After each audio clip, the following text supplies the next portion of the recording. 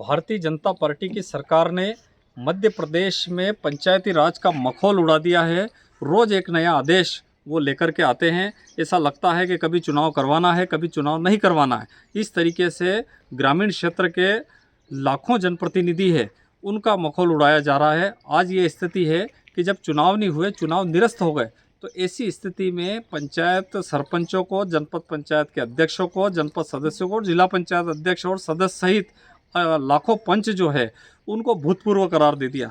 जब पंचायत में चुनाव नहीं हुए तो भूतपूर्व कैसे हो गए, ये आश्चर्यजनक बात है। एक दिन आदेश आता है कि उन्हें उन्हीं सरपंचों को, जो सरपंच 7 साल से कार्यरत थे, उन्हीं सरपंचों को फिर से चार्ज दिया गया। फिर दूसरे दिन आदेश आता है कि इनका चार्ज वापस हटा के सचिवों को दे दिया है।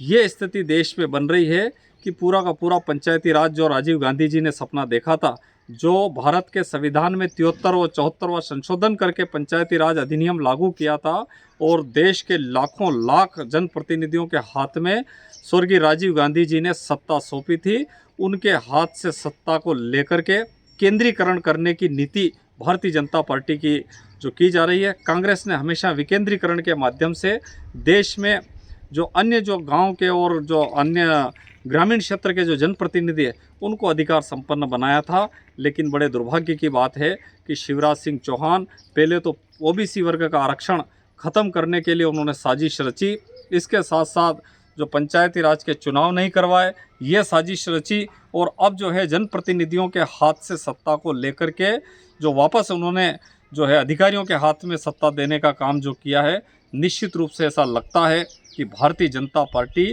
पूरी तरीके से शासन सत्ता चलाने में विफल हो गई है। एक मिनट भी जो है सत्ता में रहने का शिवराज सिंह चौहान अधिकार खो चुके हैं। और मुझे लगता है मध्य प्रदेश के जो 7-8 करोड़ लोग हैं, उन लोगों में से 23,000 जनप्रतिनिधि जो है, और इसके साथ साथ अगर हम देखते हैं तो पंचायत के जो पंच है, लाखों पंच जो पूरे प्रदेश में है, उनके जो नेतृत्व का गला घोटने का काम किया भाजपा ने, उसको बर्दाश्त नहीं करेंगे।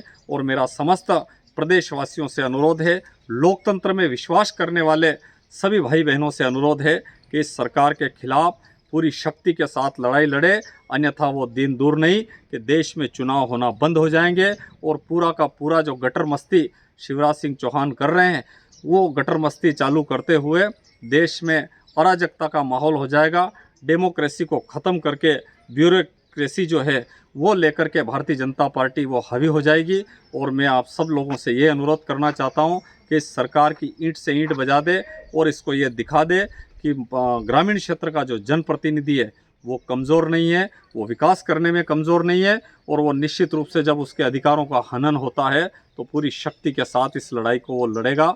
सारी राजनीतिक पार्टियों के जो बातें हैं उनको भूल करके, विचारधाराओं को भूल करके, एकजुट होकर के लोकतंत्र की रक्षा के लिए हम सब लोगों को मिलकर के इस लड़ाई को लड़ना पड़ेगी। जय हिंद, जय भारत, जय पंचायती।